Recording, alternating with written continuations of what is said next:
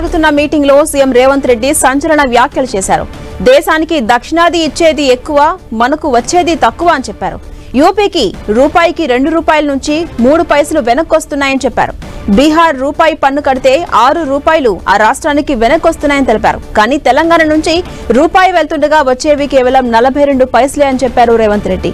ఆర్థిక అభివృద్ధి, జీడీపీ, ఉద్యోగ కల్పనలో దక్షిణాది రాష్ట్రాలు ముందున్నాయన్న రేవంత్ రెడ్డి దక్షిణాది రాష్ట్రాలు కుటుంబ నియంత్రణను పక్కాగా అమలు చేశాయని గుర్తు చేశారు. అయితే బాగా పనిచేసిన మనకు శిక్ష వేస్తారా అని ప్రశ్నించారు. డీలిమిటేషన్ రాజకీయంగా దక్షిణాదిని పరిమితం చేస్తుందని, న్యాయబద్ధంగా కాని డీలిమిటేషన్ పై బీజేపీని అడ్డుకోవాలని పిలుపునిచ్చారు.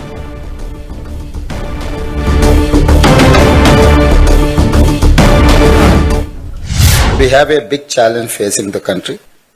BJP is implementing a policy of demographic penalty. Since 1971, when India decided to adopt family planning as a national priority, South India has done very well, but big states in North India have failed.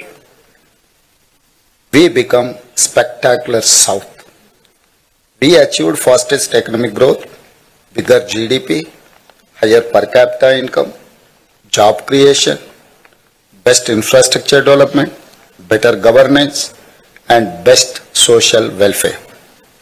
We contribute more to national exchequer and get lesser allocations. For ₹1 tax paid by Tamil Nadu, it get back 26 paisa. Likewise, Karnataka 16 paisa. Telangana 42 paisa, Kerala is 49 paisa. But when Bihar pays ₹1 tax, it gets ₹6 paisa.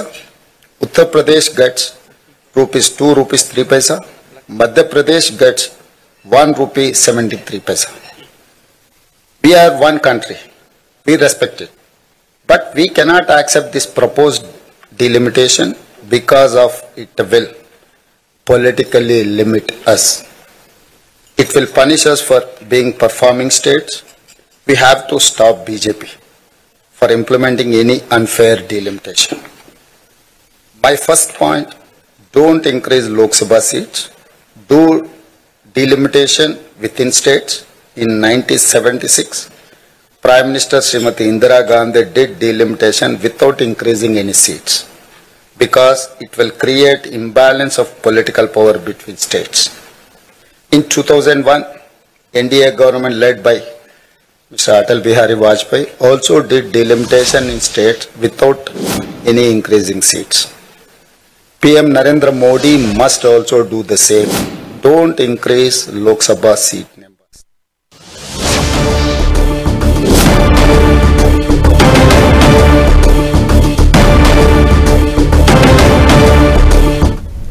ఇక delimitation meeting లో Tamil Nadu CM Stalin కీలక వ్యాఖ్యలు చేశారు.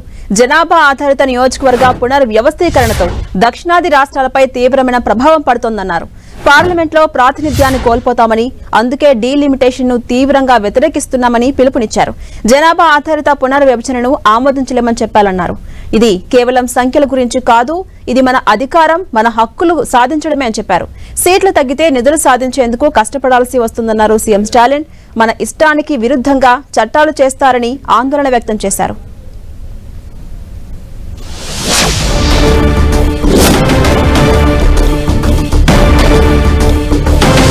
Delimitation meeting లో Tamil Nadu CM interesting comments చేశారు. జనాభా ఆధారిత నియోజకవర్గ పునర్వ్యవస్థీకరణతో దక్షిణాది రాష్ట్రాలపై అధికమైన ప్రభావం పడుతుందని తెలిపారు. ఇక పార్లమెంటులో ప్రాతినిధ్యాన్ని కోల్పోతామని, అందుకే డీలిమిటేషన్ ను తీవ్రంగా వ్యతిరేకించాలని కూడా అందరికీ పిలుపునిచ్చారు.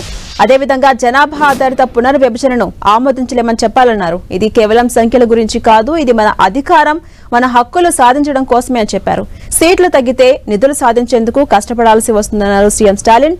మన ఇష్టానికి విరుద్ధంగా చట్టాలు చేస్తారని ఈ నేపథ్యంలో ఆయన ఆందోళన వ్యక్తం చేశారు.